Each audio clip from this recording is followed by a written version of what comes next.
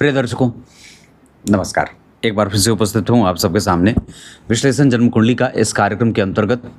आज जो आपके सामने कुंडली लेकर के आया हूँ, ये कुंडली आई है मेरे पास गढ़वा झारखंड से, और इन्होंने बहुत इंतज़ार किया है इस कुंडली विश्लेषण के लिए। मुझे लगता है कि इन्होंने पैसे मुझे भेजे थे वीडियो विश्लेषण के लिए मई जून में करीब, क्योंकि वीडियो विश्लेषण में मैं पहले लोगों से बात कर लेता हूँ फ़ोन पर, उनको उनका हल बता देता हूँ और बाद में उस कुंडली का विस्तार से वीडियो बनाता हूँ। कुंडली का वीडियो विश्लेषण इस वजह से लाभदायक हो जाता है कि आप जब जब अपने आत्मविश्वास को कमज़ोर महसूस करते हैं, जब जब आपको ऐसा लगता है कि मुझे किसी ज्योतिषी की आवश्यकता है, मुझे कुछ पूछना है, तब आप चुपचाप अपनी कुंडली का वीडियो देखते हैं और आपको समझ में आ जाता है कि हाँ, ये अभी ऐसी दशा है और ये इतने समय तक है, इस वजह से हमें ये काम करना चाहिए। हमारी कुंडली का ये ग्रह ऐसा कमज़ोर और ऐसा मजबूत होकर बैठा है। हमारे मन में बहुत सारे प्रश्न क्यों बनते हैं, हमारा कारोबार और काम बनते बनते क्यों रुक जाता है, हमारे जेहन में बहुत सारे प्रश्न हैं तो आखिर क्यों हैं, और बहुत सारे प्रश्नों का उत्तर आपको आपकी कुंडली के अध्ययन से मिल जाता है। इस वजह से अपनी कुंडली, आप सारे काम कर रहे हैं, सारा प्रोजेक्ट बना रहे हैं, सारा डिस्कशन हो रहा है, सारी मीटिंग हो रही है, सारी यात्राएं हो रही हैं, फिर कुंडली विश्लेषण या कुंडली पे या हम अपने ज्योतिष शास्त्र से विश्वास अपना क्यों हटा रहे हैं। सवाल ये उठता है कि क्या इसका इतिहास बड़ा नया है? नहीं, इसका इतिहास वेदों से भी पुराना है। इसका इतिहास वेदों के समकालीन है। कई बार वेद कब प्रकट किए जाएंगे, भगवान कब सांस लेंगे, कब करवट बदलेंगे, ये सारी सृष्टि की रचना कब की जाएगी, ये सब मुहूर्त के अंतर्गत ही उनका साधन होता है ना। प्रकाशन कब किया जाए किसी ग्रंथ का, विमोचन कब होगा तो बढ़िया रहेगा, गर्भाधान कब हो तो बच्चा गर्भ में आया तो संस्कार हुआ, उसके आने से पहले आपने मुहूर्त देखा, बात है कि नहीं है। इस वजह से ये शास्त्र इतना उपयोगी हो जाता है। आपके जीने में जैसे भी आप जी रहे हैं, उस जीने में आप बस अपने वैदिक ज्योतिष को शामिल कर लीजिए, फिर देखिए आपका जीना इतना आसान और सरल हो जाएगा और कभी भी आप असफल नहीं होंगे। इतने बुद्धिमान और बुद्धिजीवी हो जाएंगे कि समाज के लोग आपकी प्रतिष्ठा करेंगे, है ना। समाज में प्रतिष्ठा बढ़ती है। ये विषय मार्गदर्शन का विषय है। ये विषय हतोत्साहित और उत्साहहीन करने का नहीं है। ये बस ये विषय ठगी प्रथा को आगे बढ़ाने के लिए नहीं है। ये किसी भी प्रकार के दाकियानुस विचारों से आपको मुक्ति दिलाता है, आपको उजाला पक्ष और अंधेरे पक्ष में अंतर बताता है। ईश्वर के प्रति आपकी आस्था, विश्वास को बलवान और मजबूत बनाता है, आपकी परंपराओं पे और आपकी संस्कृति से जोड़ कर रखता है। ये विषय ऐसे ही नहीं है। इस वजह से हमें इस बात को ध्यान से अपने जीवन में शामिल करना होगा कि हमारे पूर्वजों ने जिस शास्त्र को हमारे गोद में स्थापित किया है, हम उसकी सुरक्षा कैसे करते हैं, हम उसका पालन कैसे करते हैं और अपने जीवन में उसको कितना शामिल करके उसके सूत्रों को कितना ग्राह्य करते हैं। वो ग्राह्य है, वो करना होगा, नहीं तो ये ऐसे विद्या विलुप्त हो जाएगी। और विलुप्त तो क्या ही होगी, जो व्यक्ति अपने जीवन में धर्मशास्त्र, ग्रंथ आदि का समावेश नहीं करता है, नहीं रखता है, वो स्वतः मृत्यु को प्राप्त कर जाता है। मृत्यु का अर्थ शरीर का मरना नहीं, मृत्यु का अर्थ आत्मा का मरना। उसकी आत्मा ही मर जाती है। आत्मा वैसे मरती नहीं है, लेकिन अगर आपके जीवन में धर्म नहीं है, आध्यात्म नहीं है, चिंतन नहीं है, तो आप मरे हुए हैं। और फिर आप किसी भी चीज को प्राप्त करने के लिए सिर्फ और सिर्फ मेहनत ही ढूंढेंगे, गधे की तरह, और वक्त पे वक्त वो गधा मालिक के द्वारा लात मार के बाहर निकाल दिया जाता है। फिर कहता तुम किसी काम के नहीं हो। तो आपके पास जो राजसिक सुख होगा, जो राजसिक सुख होगा, वो सिर्फ बिना ज्योतिष के, बिना धर्म के, बिना शास्त्र के उसी गधे की भांति होगा। आप तभी तक सुख भोगेंगे जब तक आप मेहनत करेंगे। मेहनत समाप्त, शरीर ने जवाब दे दिया, तो आप गद्दी से उतार दिए जाएंगे। और फिर गद्दी से उतार दिए जाने के बाद आपके जीवन का कोई मोल ही नहीं रह जाएगा। लेकिन क्या कहा कि यथा शिखा मयूराणाम नागायाम मणयो यथा, नागों में मणि और मयूर के मस्तक पे जो यथा शिखा मयूराणाम, जो उसके शिखा हैं जो मस्तक पे, वो उसकी शोभा बढ़ाते हैं, वैसे ही ये ज्योतिष शास्त्र आपके जीवन में जैसे आ जाता है आपके जीवन की शोभा बढ़ा देता है।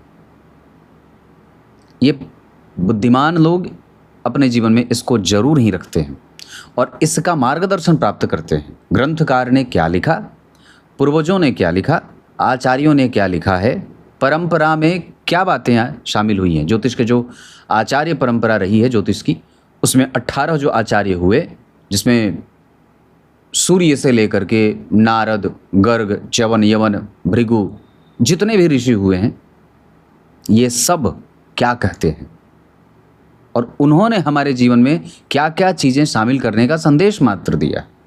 बहुत बड़ी बात है ये।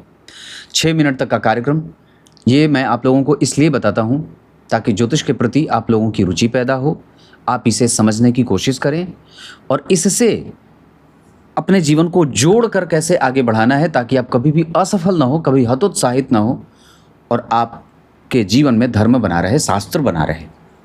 सबसे पहले किसी भी कुंडली के अध्ययन में पंचांग का शोधन होता है, पंचांग का अध्ययन होता है और बिना उसके कुंडली पे नहीं जाना चाहिए। तो सबसे पहले जन्म होता है जातक का कार्तिक माह में। कार्तिक माह में जन्मे लोग थोड़े से दुष्ट प्रवृत्ति के भी होते हैं, थोड़ी धृष्टता करते हैं अपने व्यवहार में और अपनी कुशलता में, वो कभी कभी दुष्ट व्यवहार भी देखने को उनमें मिल जाता है। बार बार चीज़ों को टोकना और अधीर मन का होना, उन्हें निर्णय जल्दी सुनना है और लगातार प्रश्नों से घिरा रहना, ये कार्तिक माह का प्रभाव है। आप जो भी कर रहे हैं उसमें तिथि का प्रभाव है, वार का प्रभाव है, नक्षत्र का प्रभाव है, योगों का प्रभाव है, दशाओं का प्रभाव है, कुंडली में बैठे ग्रहों का प्रभाव है। आप उससे ही प्रभावित हैं। आपके अंदर धर्म है तो ग्रह है, धर्म नहीं है तो भी ग्रह है, सत्य है तो ग्रह है, असत्य है तो भी ग्रह ही है। दक्षिणायन में होंगे कार्तिक माह में, तो इस वजह से यहाँ पे जितने भी पापक ग्रह हैं जैसे शनि, मंगल, राहु, केतु आदि, ये सब बलवान होंगे, जिसके कारण व्यक्ति के जीवन में संघर्ष रहेगा। अब बहुत ध्यान से समझें, तो कोई आवश्यक नहीं है कि कुंडली विश्लेषण में जितने लोग प्रश्न पूछते हैं उन प्रश्नों का उत्तर एक एक करके दिया जाए। मैं समग्र रूप से कुंडली को समझाने में विश्वास रखता हूँ और सिर्फ वही नहीं बताना चाहता जो जातक पूछना चाहता है। उसके अतिरिक्त कुंडली को अगर आप समझा देंगे तो ग्रहों को समझने में आसानी हो जाएगी। तो यहाँ पे दक्षिणायन में अगर व्यक्ति का जन्म हुआ है तो जितने भी पापक ग्रह हैं कुंडली के, शनि, मंगल, राहु, केतु, ये 4 ग्रह, ये अब इनके शक्ति में प्राबल्य बढ़ जाए, इनकी प्रबलता बढ़ जाती है और इनकी प्रबलता बढ़ जाती है तो व्यक्ति के जीवन का संघर्ष बढ़ जाता है, सकारात्मक भाव कमजोर हो जाते हैं, व्यक्ति डरा डरा सा रहता है, उसे हमेशा ही कुछ शंकाओं से घिरा हुआ देखा जाता है। उसके मन में विचार में जो विचार बनते हैं, जो भी वो सोचता है, वो थोड़े भ्रमात्मक और इल्यूजन वाले होते हैं। शनिवार को जन्मे लोग शरद ऋतु में थोड़े आलसी, और शनिवार को जन्मे लोग, जो वार के अधिपति हैं वो शनि देव हैं, जो जन्म कुंडली में 7वें और 8वें भाव के स्वामी होकर के वृश्चिक राशि में बैठे हैं, जिसके ऊपर शनि का प्रभाव है। तो अष्टम और सप्तम भाव के स्वामी के ऊपर जब राहु की दृष्टि जाएगी तो व्यक्ति को एक तरफ आयु तो मिलेगी, पर उस आयु में कष्ट भी जुड़ जाएगा। और दूसरा, जन्म कुंडली में अगर शनिवार के अधिपति हैं तो वारेस जन्म कुंडली में वृश्चिक राशि में, जिसके स्वामी मंगल 3रे भाव में, थोड़े बहुत संघर्ष में दिखाई दे रहे हैं। वहीं नवांश चक्र में भी अगर शनि को देखेंगे तो स्वग्रही हो रहे हैं और दशमांशा चक्र में भी स्वग्रही हैं। इसका अर्थ होगा कि शनि ठीक हैं, पर फिर भी ये पेट की बीमारी तो जरूर देंगे और कई बार विचारों को उदासीनता देंगे, ऐसा देखने को मिल रहा है। कृतिका नक्षत्र पे सूर्य का ये नक्षत्र है, लेकिन इसके जो अधिपति देवता है वो अग्नि हैं, अग्निदेव हैं। तो ओम अग्नये नमः, इस मंत्र का जब व्यक्ति को प्रत्येक दिन करना चाहिए। इतना ही नहीं, सूर्य की उपासना करनी चाहिए। कपास के पौधे की जड़ अपने गले में रविवार को धारण करना चाहिए। लाल चंदन की माला स्वतः अपने गले में धारण करना चाहिए। गाय के गोबर का चौका लगाकर उस पे बैठकर गुरु मंत्र का जप करना चाहिए। चने की दाल, तांबा, सोना, पीतल, पीला वस्त्र, नारंगी वस्त्र, इन सब का दान करना चाहिए। आगे बढ़ के बात करेंगे, सिद्धि योग बहुत अच्छा है। ये वैश्य वर्ण और राक्षस गण होगा। इसके कारण व्यक्ति में रजस तत्व और तमस तत्व की प्रधानता होगी। मतलब कहने का अर्थ सिंपल यहाँ यह है कि व्यक्ति वैश्य वर्ण का है तो राजसिक सुखों को भोगने वाला है, उसके ऊपर जिम्मेदारी है और रहेगी। और राक्षस गण के कारण उसके अंदर जो उद्वेलित होने का जो स्वभाव है, जो एकदम चरमपंथी कई बार हो जाता है, मतलब ना किसी भी चीज़ के एक्सट्रीम लेवल पे जाकर के अपने आप को स्थापित करना, वहाँ देखना, एक बहुत छोटी अवस्था में ही बहुत सारी चीज़ों का स्वप्न देखना, उसे पूरा करने के लिए पूरी कोशिश करना, जद्दोजहद करना, ये सब राक्षस गण के कारण होता है ना। यहाँ पे आपको अपने धर्म में विश्वास बढ़ाने की आवश्यकता, धर्म की सुरक्षा के लिए अपने आप को तैयार रखना, सिर्फ ईर्ष्यालु प्रवृत्ति के कारण सिर्फ अपने बारे में न सोचना। और चूंकि ये कर्क लग्न की कुंडली है जहाँ लग्नेश ही उच्च के हैं, तो प्रवृत्ति को सदैव ही लगातार अच्छा बनाते रहना, किसी के बारे में कोई वैर भाव नहीं। और चंद्रमा की स्थिति जन्म कुंडली में अगर उच्च की है तब तो कहना ही नहीं है। और एक बात और भी मैं कहूँगा कि यहाँ जो क्या बोलते हैं कि सूर्य बैठे हैं, वो जन्म कुंडली में व्यक्ति को पराक्रमी बना रहे हैं। और यहाँ पे व्यक्ति के पास जो धन है वो लगातार है। चंद्रमा से सूर्य का जो संबंध बना हुआ है, ये व्यक्ति को बुद्धिमान, ज्ञानी, सही निर्णय लेने वाला, वाक चातुर्य जिसको बोलते हैं, बोलने में एकदम माहिर है, और किससे कैसे काम निकालना है ये उसे बहुत अच्छे तरीके से आता है। तो कहने का अर्थ यहाँ पे इतनी सारी चीज़ें पंचांग में देखने को मिल गई हैं, जिसमें पंचांग में चंद्रमा अच्छे हैं, वार के अधिपति कभी कभी रोग दे रहे हैं, और बाकी नक्षत्र का प्रभाव मैंने बताया है। वहाँ पे व्यक्ति को छोटी मोटी बीमारियाँ होती रहती हैं। कृतिका नक्षत्र में घाव हो जाए, फोड़ा हो जाए, फुंसी हो जाए, एक्जिमा हो जाए, ब्लड इन्फेक्शन हो जाए, और कई बार ताप संताप की बीमारी के कारण भी व्यक्ति परेशान होता हुआ नजर आता है। तो ये आपकी कुंडली का पंचांग है, लगभग 12 मिनट, जिसमें 6 मिनट तो मैंने सिर्फ ज्योतिष के महत्व के बारे में चर्चा की है। पर हाँ, इतनी बात जरूर कहूँगा कि पंचांग में चंद्रमा और पंचांग में जो वैश्य वर्ण है, इसके आधार पर व्यक्ति नौकरी करे या व्यवसाय, धन तो निश्चित रूप से बहुत ही अच्छा कमा लेता है और अपने पीछे एक बहुत अच्छी खासी संपत्ति छोड़ के भी जाता है। आइए अब आपकी कुंडली में ग्रहों से आपका परिचय करा देता हूँ। अब यहाँ से आगे बढ़ते हैं और कुंडली के कुछ योगों पे चर्चा करेंगे और साथ ही साथ ग्रहों पे भी चर्चा करेंगे। सबसे पहले मैं बात, लग्न 3 अंश का बना है। पुनर्वसु नक्षत्र, मिथुन राशि, कर्क राशि का लग्न बना है। पुनर्वसु नक्षत्र के स्वामी देवगुरु बृहस्पति होते हैं, जो लग्न से दशम स्थान में बैठे हैं। अगर आपकी भी कुंडली में लग्न से दशम स्थान में कोई भी शुभ ग्रह बैठा हो तो ये अपने आप में महान राजयोग होता है और ऐसा जातक अधिक मात्रा में धन प्राप्त करता है।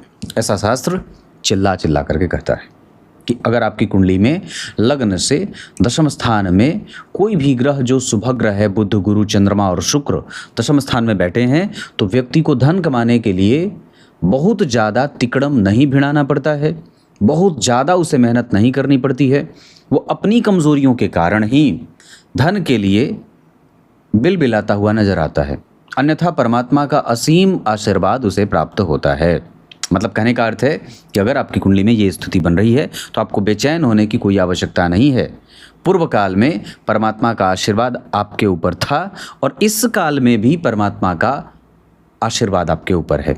साथ ही साथ राहु त्रिकोण में बैठे हैं, जहाँ के अधिपति केंद्र में बैठे हैं, तो केंद्र त्रिकोण गोराहुर स्थितः सतोषतः, केंद्र और त्रिकोण के राहु अगर स्थित हों तो क्या कहते हैं, शुभाचांतर दशा तस्य राज्य कीर्ति प्रदान राम, राज्य और कीर्ति देते हैं।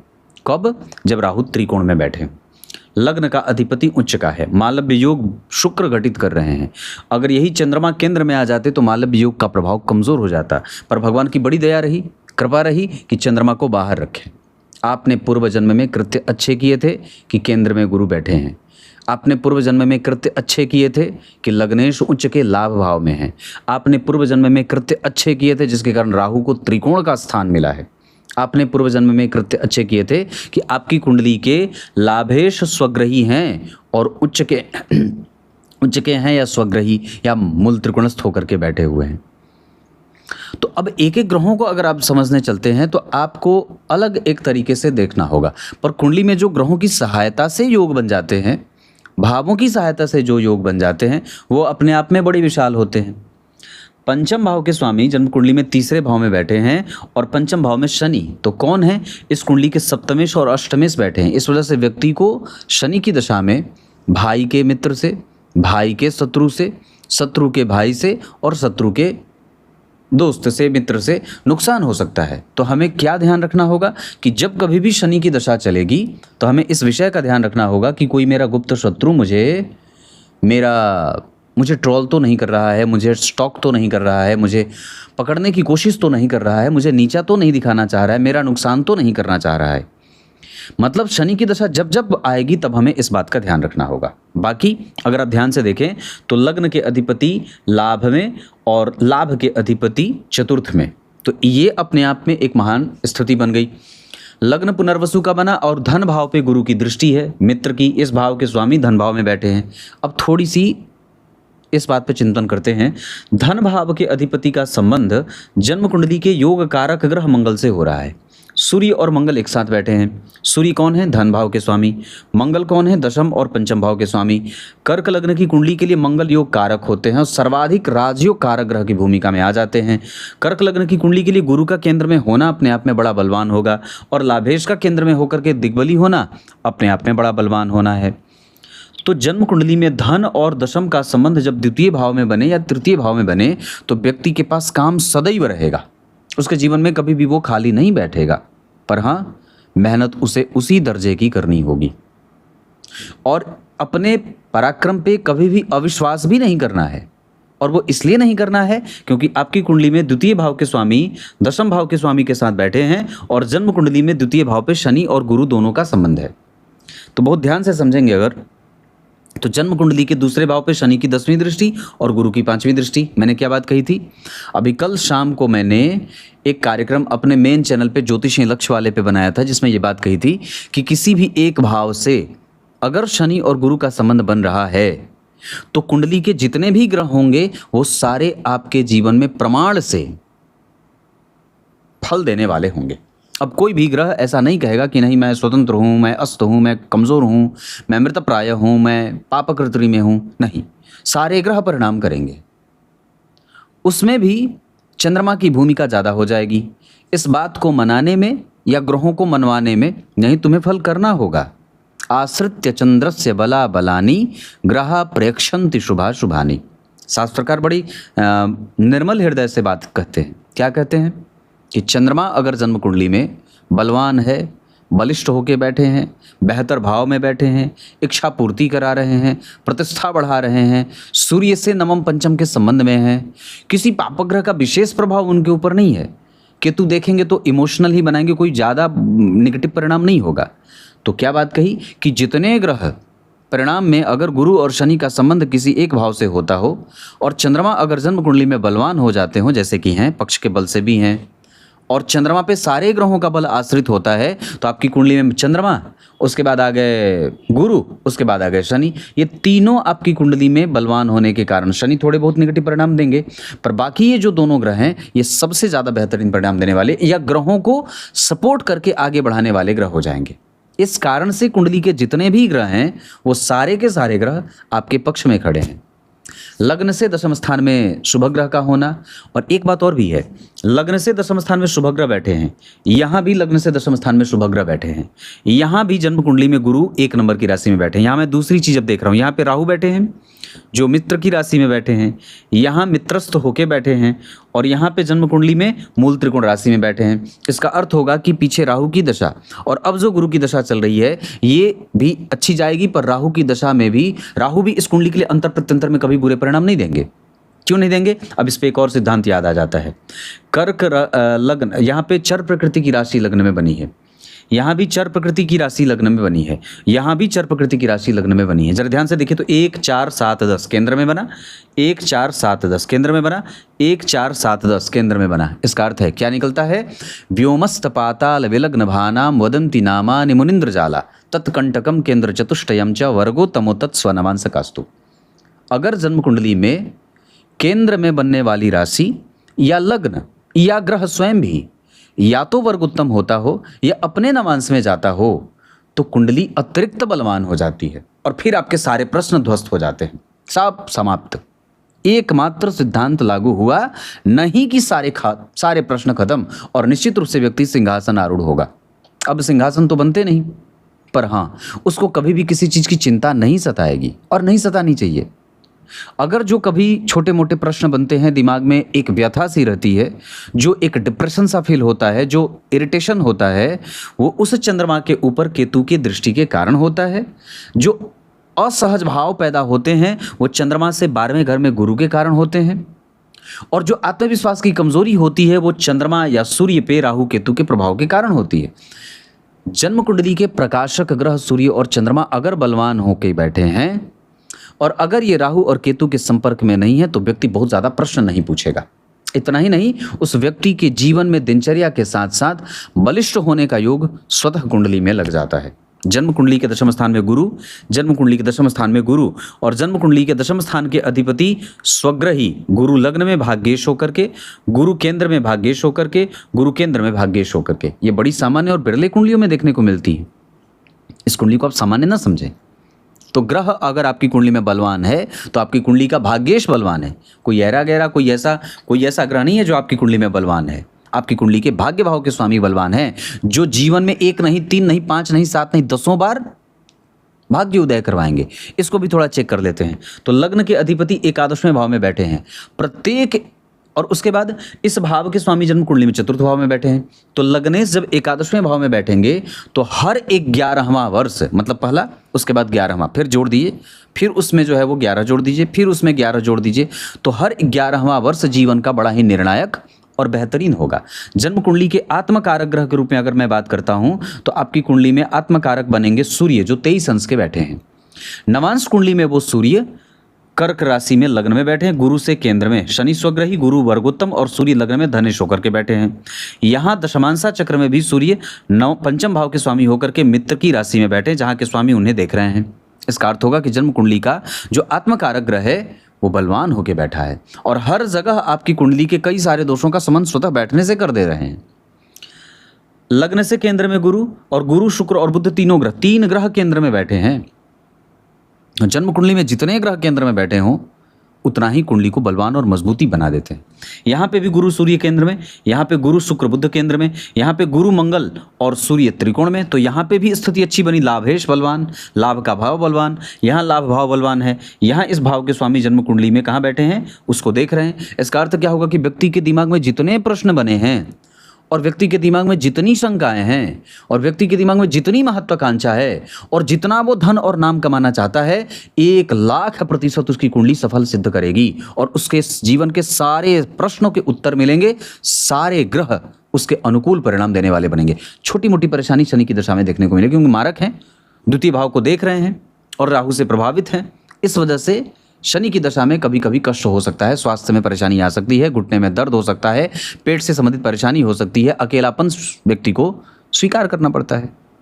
और माता पिता, जब जन्म कुंडली के दूसरे भाव से गुरु और शनि का संबंध है तो ग्रह तो सारे परिणाम करेंगे, पर जन्म कुंडली का दूसरा भाव परिणाम का होता है, तो अब परिणाम में थोड़े विलंब की स्थिति बनेगी, थोड़ा विलंब होगा, हमें उसको स्वीकार करना होगा। और कुंडली में ना उपाय कुछ होता नहीं है, समझना ही उपाय होता है। आज मैं किसी से फ़ोन पे बात कर रहा था तो उनसे यही बात कही मैंने, कुंडली में समझना ही सबसे बड़ा हल होता है।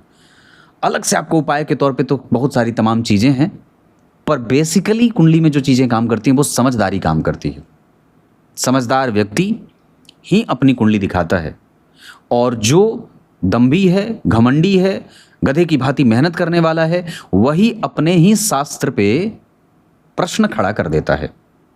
जैसे हमारे अभी मुख्य न्यायाधीश जी किए हैं ना। पता नहीं नियम कानून क्या ही है भारत का, पर मुझे तो ऐसा लगता है कि मैं उनको कितनी सारी चीज़ें सुना दूं। अगर मेरे पास कोई बढ़िया वकील होता जो उन पे कुछ कर दे तो मैं कर देता। पर बात क्या है कि यहाँ आप बंधे हुए हैं, पर यहाँ आप स्वतंत्र हैं। आपको कोई कोर्ट केस कचहरी का मामला कभी परेशान नहीं करेगा, कोई लीगल और इलीगल क्षेत्र से आपके पास धन नहीं आएगा, और ना तो आप उस तरफ जाना चाहेंगे। क्यों नहीं जाना चाहेंगे? अब कुंडली पे आ गया, जन्म कुंडली के दशम स्थान में गुरु बैठे हैं और शुक्र और बुध से दृष्ट हैं। इसका अर्थ होगा कि व्यक्ति जहां से भी धन कमाएगा वो व्यवहारिक ही होगा, अव्यवहारिक या असंवैधानिक तरीके से धन नहीं कमाएगा, गलत तरीके से धन नहीं कमाएगा। क्योंकि दशम स्थान पे जब जन्म कुंडली में गुरु का, शुक्र का, बुध का संबंध बनेगा तो व्यक्ति शुद्ध अंतःकरण से, बिना किसी को दबाए, बिना किसी को सप्रेस किए, बिना किसी को परेशान किए, शुद्ध धन कमाने में विश्वास रखता है। अब यहाँ से आगे बढ़ते हैं और कुंडली के एक एक ग्रहों के नक्षत्रों पे थोड़ी चर्चा कर लेते हैं। तो सबसे पहले सूर्य, जो पराक्रमे, लग्ने, धन भाव के स्वामी हैं। हस्त नक्षत्र में आत्मकारक ग्रह हैं, बलवान हर जगह हैं, कहीं पे भी उनको कोई थोड़ा बहुत कंपटीशन यहाँ पे मिल रहा है, पर वो भी गुरु की दृष्टि के कारण ठीक हो जाएगा दशमांश चक्र में। सूर्य हस्त नक्षत्र में बैठ करके व्यक्ति को भविष्य को देखने की शक्ति देते हैं और पराक्रमी बनाते हैं, इमोशनल पराक्रमी बनाते हैं। मतलब उस पराक्रम के साथ वो कनेक्शन उसका बड़ा बढ़िया होता है और घूम घूम करके धन कमाने की प्रवृत्ति देते हैं, थोड़ा यहाँ से, थोड़ा यहाँ से, थोड़ा यहाँ से। ऐसा सूर्य की दशा में परिणाम मिलेगा, ऐसी बुद्धि होगी और मेहनत करने का खूब मन करेगा। चंद्रमा जन्म कुंडली में उच्च के कृतिका नक्षत्र में है, इस वजह से उस दशा काल में थोड़ा मन अशांत रहेगा, क्योंकि केतु से दृष्ट है, शनि का प्रभाव है। लेकिन लग्नेश हैं तो आपके इच्छा पूर्ति में सहायक होंगे। वो कभी भी आपको बिल्कुल ही थ्रेस नहीं करेंगे, बिल्कुल ही नष्ट नहीं करेंगे, आपको बांधेंगे, आपकी सुरक्षा करेंगे और आपको प्राप्त कराने में अपनी दशा में सहयोगी साबित होंगे। चंद्रमा के बाद मंगल उत्तरा फाल्गुनी नक्षत्र में बैठे हैं, और अगर सूर्य वहां नहीं बैठते तो मंगल को कमजोरी मिल जाती। लेकिन मंगल चूंकि चंद्रमा से पंचम भाव में है और मंगल चूंकि जन्म कुंडली में शनि से एकादशवें भाव में है, इस वजह से यहां मंगल की दशा व्यक्ति के लाभान्वित करने वाली दशाओं में से एक होगी। और चूंकि इस मंगल की दशा इस वजह से भी अच्छी रहेगी क्योंकि वो दशम भाव के स्वामी होकर के, योग कारक होकर के तीसरे भाव में बैठे हैं, कन्या राशि में पराक्रम भाव में बैठे हैं, केतु के प्रभाव मित्र के साथ बैठे हैं, केतु भी उनके मित्र होते हैं। पापक ग्रहों में केतु ना मंगल के जैसे होते हैं और पापक ग्रहों में राहु शनि के जैसे होते हैं। शुभ ग्रहों में राहु शुक्र के जैसे होते हैं और शुभ ग्रहों में केतु शुक्र के जैसे होते हैं। तो इस हिसाब से, पर यहाँ पे ये केतु भी व्यक्ति को अनुभवों के साथ, पराक्रम के साथ अनुभवी जोड़ रहे हैं। तो मंगल वहां अगर सूर्य नहीं बैठे होते तो गड़बड़ी होती, पर व्यक्ति को यहाँ पराक्रम करने की जो उत्कंठा है वो इसी मंगल के कारण है। और दरअसल भविष्य देखने की जो शक्ति है वो इसी के कारण है। थोड़ी बहुत दानशीलता मंगल कमजोर कराएंगे। व्यक्ति दान पुण्य पूजा पाठ में करना तो चाहेगा, पर कभी कभी अपनी सीमाओं के कारण बंध दिया जाता है। या इस कुंडली में चूंकि सूर्य का प्रभाव मंगल और राहु के संपर्क में है, नवम भाव के असर में, हालांकि ऐसी कोई बात नहीं है, पर फिर भी अपने पितरों की पूजा निश्चित रूप से व्यक्ति को करनी चाहिए। प्रत्येक अमावस्या को दान तो निश्चित रूप से करना चाहिए। अपने कुल देवता की पूजा करें, वास्तु देवता की पूजा करें, जिस कमरे में सोते हैं उस कमरे की सफाई खुद से करें, बजरंगबली की खूब पूजा करें, नहीं तो धन कमाने में दिक्कत होगी और जो क्लियर विजन होता है उसमें गड़बड़ी होगी। बुध जन्म कुंडली में चतुर्थ स्थान में बैठे हैं, भाव के अधिपति के साथ गुरु से दृष्ट हैं और स्वाति नक्षत्र में बैठे हैं, 17 अंश के, बलवान हैं, कोई खराबी नहीं है। पर हाँ, चतुर्थ स्थान में उनका बल थोड़ा कमजोर होता है, दिशाओं के बल से उस ग्रह के पास कमजोरी आ जाती है। कोई युद्ध उनको नहीं मिलना है, किसी ग्रह के साथ उनकी युति नहीं है, क्या बोलते हैं, युद्ध की स्थिति नहीं बनी है और चर प्रकृति की राशि में बैठे हैं। इस वजह से बुध और शुक्र की दशा सामान्यतया थोड़े हल्के से परिणामों के साथ जातक को लाभान्वित करेगी। मतलब हो सकता है कि आपको संपत्ति बनाने में बुध और शुक्र की दशा में कोई विशेष लाभ न हो, पर गुरु की दृष्टि के कारण व्यक्ति में विनय संपन्नता, कृतज्ञता और विनम्रता निश्चित रूप से रहती है। वो भगवान के प्रति उसकी अटूट प्रेम, अटूट भक्ति बनी की बनी रहती है। वो बुढ़ापे तक जवान ही दिखता हुआ नजर आता है। देवगुरु बृहस्पति जन्म कुंडली में वक्री हैं, 2 अंश के, उनका कुछ काफी परिणाम लगभग 60 से 70% तक नवम भाव की तरफ शिफ्ट करेगा और वहां राहु और गुरु का संपर्क होगा।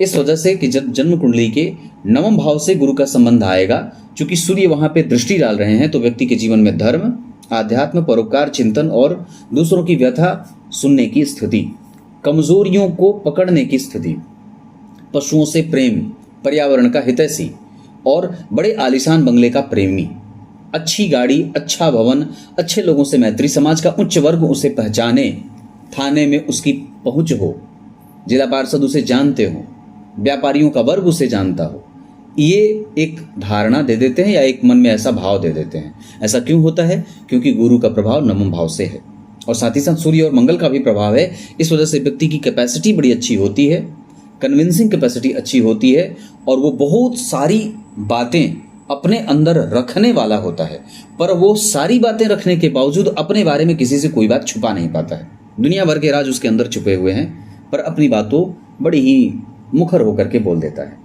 ऐसा देवगुरु बृहस्पति के कारण है, क्योंकि उसके पास बहुत सारे विषयों का और क्षेत्रों का अनुभव है। इस वजह से देवगुरु बृहस्पति यहाँ चूंकि शुक्र और बुध के प्रभाव में है, तो ग्रह के ऊपर दो शुभ ग्रह का प्रभाव है। इस वजह से देवगुरु बृहस्पति भाग्य, धर्म, विवाह, दाम्पत्य, परिवार, संतान और बहुत सारे लाभों को देने वाले होंगे। शुक्रदेव आपकी कुंडली में बैठे हैं चतुर्थ स्थान में दिग्बली होकर के, और मैं समझता हूं कि वो चित्रा नक्षत्र में है। दिग्बली है तो कोई खराबी तो नहीं है। नवांश चक्र में वृश्चिक राशि में, दशमांश चक्र में धनु राशि में, तो वो लगातार निरंतरता से आपके जीवन में कोषों को भरने वाले होंगे, मतलब धनदायक होंगे। पर फिर भी चतुर्थ स्थान में है, उनके पीछे मंगल सूर्य का प्रभाव है। इस वजह से कभी कभी कफ और पाचन तंत्र में गड़बड़ी भी शुक्रदेव की दशा में देखने को मिल जाएंगी। और चूंकि कर्क लग्न की कुंडली के लिए 12वें भाव के अधिपति के साथ चतुर्थेश बैठे हैं, तो कई बार शुक्र की दशा में व्यक्ति का व्यय भी बढ़ेगा। उस दौरान माता और पिता के स्वास्थ्य की चिंता भी सता सकती है, हमें उसका ध्यान देना होगा। शनिदेव के बारे में मैंने आपसे चर्चा की थी। अपनी दशा काल में वो मेहनत करवाएंगे और आपको अकेलेपन में ले जाएंगे। हालांकि फिर भी शनि एक ऐसे ग्रह आपके नवमांसा के बाद दशमांसा चक्र में बन रहे हैं, जहां वो अतिरिक्त अपने आप को फिर से रीगेन कर रहे हैं। शुरुआत में कमजोर, बाद में चल करके मजबूती को प्राप्त कर रहे हैं। इस वजह से ऐसा संभव है कि शनि की दशा जाते जाते आपके जीवन में बहुत सारे ऐसे निर्णय दे जाए कारोबार में, क्योंकि दशम स्थान में, क्योंकि एकादशवें भाव में बैठ करके अपनी 10वीं दृष्टि से अष्टम भाव को देख रहे हैं, जहां का स्वामी जन्म कुंडली में चतुर्थ स्थान में बैठा है। तो थोड़ी बहुत चिंताएं शनिदेव आपको अपनी दशा काल में ले जाने वाले बनेंगे, और कई बार जो आपका लाभ उठाना चाहते हैं उससे आपको मुक्ति मिलेगी, ऋण से मुक्ति मिलेगी, अचानक से धन की प्राप्ति करा सकते हैं। तो शनिदेव ऐसा परिणाम करते हुए नजर आ रहे हैं। जबकि राहु 100% बहुत अच्छे हैं, उन पे जरा भी आप संदेह न करें। वो त्रिकोण में बैठे हैं, योग कारक ग्रह की राशि में बैठे हैं। नक्षत्र के आधार पर भी उनका प्रभाव मैं कमजोर नहीं देख रहा। ठीक है, मित्र के नक्षत्र में बैठे हैं और कभी कभी वो अटखेलियां करेंगे अपने नेचर के हिसाब से, लेकिन मैं उन्हें कमजोर बिल्कुल भी नहीं कहूंगा, वो बहुत अच्छे बैठे हैं। क्लियर है? तो इतनी सारी चीजें।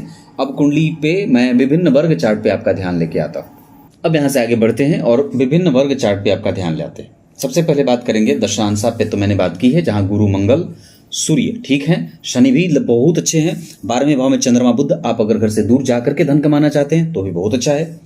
और जो संघर्ष कभी कभी दिखाई दे रहा है वो शनि के कारण और 12वें भाव में चंद्रमा के कारण। हालांकि मंगल का प्रभाव भी जो चतुर्थ स्थान में बैठा है वो भी कभी कभी बेवजह कारोबार में संशय पैदा करता है, और कई बार उसको जो एक आत्मविश्वास होना चाहिए काम को लेकर के, उसमें व्यक्ति का आत्मविश्वास डगमग डगमग होता रहता है। वो क्यों होता है? उस मंगल के कारण।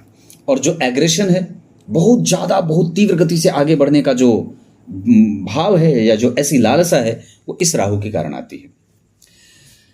संतान को लेकर के आपकी कुंडली 100% बहुत अच्छी है, बहुत ज्यादा अच्छी है। और माता और पिता को लेकर के भी इस कुंडली में कोई ऐसा कमजोर पक्ष दिखाई नहीं दे रहा है। माता के स्वास्थ्य की चिंता कभी कभी परेशान कर सकती है, उन लोगों से कभी कभी मतभेद दिखाई दे सकते हैं, पर सामान्य मतभेद है। हालांकि ये कुंडली अपने माता और पिता का खूब आदर करने वाली है, और इसमें जरा भी मैं 100% ये विश्वास से कह सकता हूं, क्योंकि जो द्वादशांशा चक्र बना हुआ है उसमें माता और पिता से लाभ, छोटे मोटे मतभेद और उनके आशीर्वाद से व्यक्ति के भाग्य का लाभ भी मिलता दिख रहा है। संतान 100% बहुत अच्छी है। बुध की दशा में और साथ ही साथ चंद्रमा, मंगल, राहु और केतु की दशा में, फिर से एक बार बोलता हूं, चंद्रमा, मंगल, राहु, केतु और बुध की दशा में स्वास्थ्य और पेट का ध्यान रखना, स्वास्थ्य में पेट का ध्यान रखना होगा। बाकी वैसे हड्डियों की बीमारी बुढ़ापे में परेशान करेगी।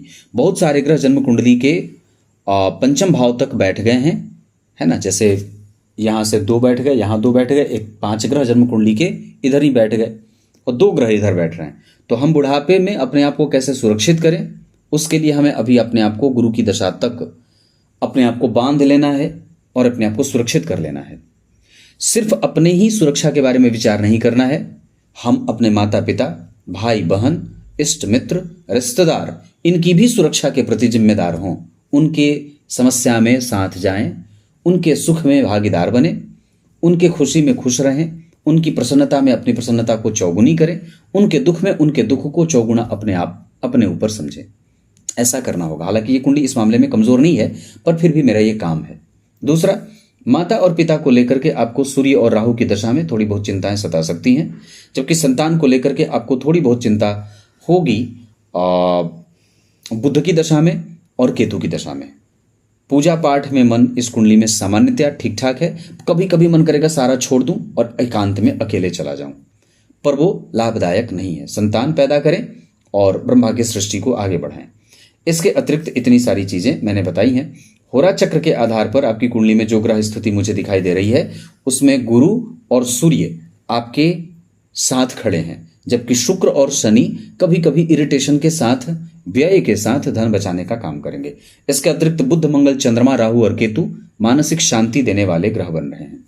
भूमि, भवन, वाहन से संबंधित अगर कोई भी निर्णय लेना होगा, आप शनि और गुरु के साथ बुध की दशा का इस्तेमाल कर सकते हैं, खरीद बिक्री या ऐसा कुछ। रेंटल प्रॉपर्टी का योग आपकी कुंडली में 100% बहुत अच्छा है। आप चाहें तो उसमें भी निवेश कर सकते हैं। माता और पिता को लेकर के मैंने बात बता दी है, इतनी सारी चीजें। और अब मैं आपकी कुंडली में अष्टक वर्ग में विद्या, बुद्धि, ज्ञान, बल, आयु, ये सब ठीक है। वाणी और अधीरता, परिणाम प्राप्त करने की जो अधीरता है उसको कम करना होगा। थोड़ा बहुत पेशेंस रखने की आवश्यकता है। मेहनत पे विश्वास रखें, आपके पराक्रम का फल आपको निश्चित रूप से मिलेगा और आप सही दिशा में मेहनत कर भी रहे हैं। इसके साथ साथ हमें अपने मन को शांत रखना है, निद्रा अच्छी लेनी है, प्राणायाम करना है, माता और पिता की सेवा होती रहे। गाय की सेवा निश्चित रूप से होनी चाहिए। विवेक कभी कभी शून्य हो जाता है और कभी कभी वो चीज भी कर जाते हैं जिसको करने की कोई आवश्यकता नहीं है। हमारी कुंडली में व्यापार और नौकरी दोनों ही अच्छे हैं। विशेषतया आप व्यापार कर सकते हैं। इस कुंडली का कंसंट्रेशन, भविष्य को देखने की शक्ति, ज्योतिष को समझने का जो बल है या जो नेचर है वो है और वो रहेगा निरंतर। इसमें आपको इस क्षेत्र में ज्योतिष हो जाए, बहुत छिपी हुई बातें हैं, पुराणों का अध्ययन हो जाए, धर्म को जानने की बात है, तीर्थ को जानने की बात है, बहुत गहरी रुचि जिसमें होनी चाहिए वो आपकी कुंडली में दिखाई दे रहा है। भाग्य का बल इस कुंडली में 100% अच्छा है। आप सामाजिक थोड़े कम हैं, अपने आप को और भी ज्यादा सामाजिक बना सकते हैं। साथ ही साथ हमें प्राप्त हो जाएगा जो हम चाहते हैं और ये कुंडली कभी भी ऋण में नहीं मरेगी।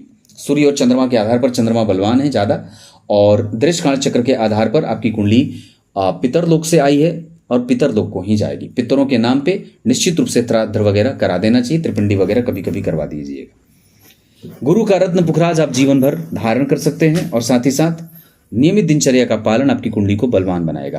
अंक आपकी कुंडली के लिए 2 और 5 अच्छे रहेंगे। कृतिका नक्षत्र में दान करना अच्छा रहेगा। कपास की जड़ अपने गले में धारण करना सही रहेगा। धन कमाने के लिए आपकी कुंडली जा सकती है दक्षिण और पूर्व दिशा में।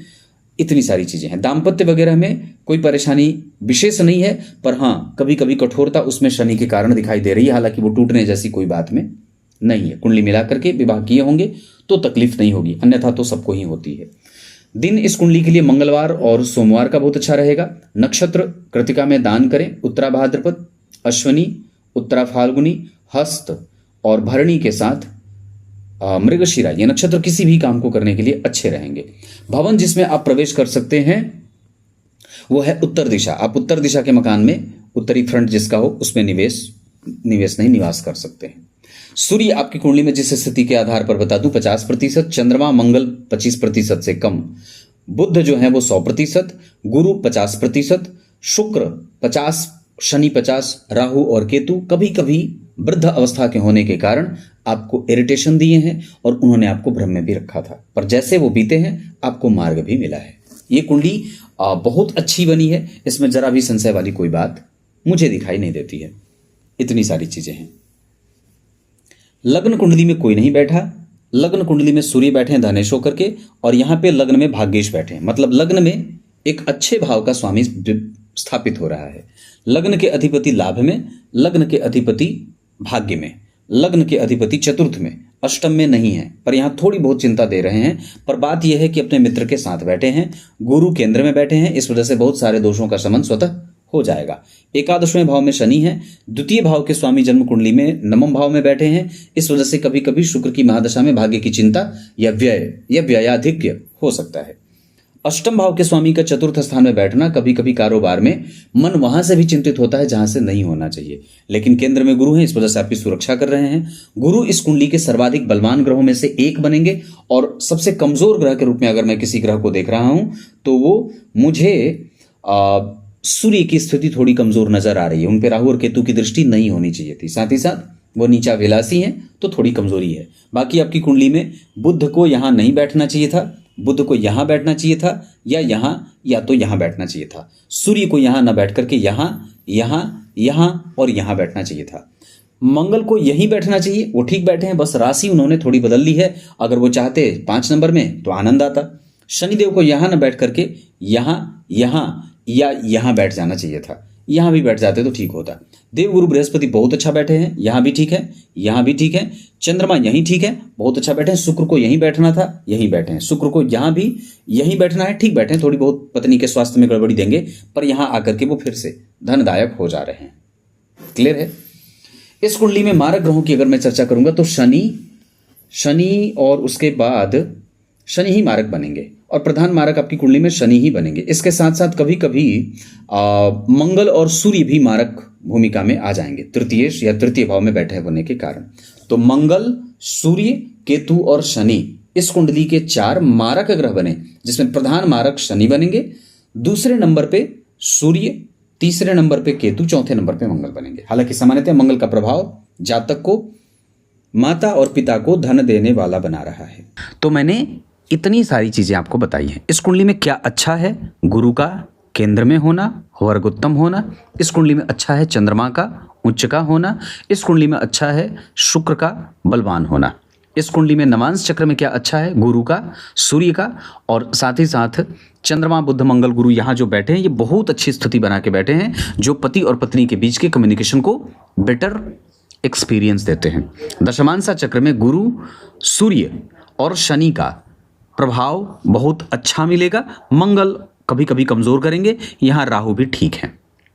क्लियर है। मित्रता वृश्चिक और मीन वालों से करें।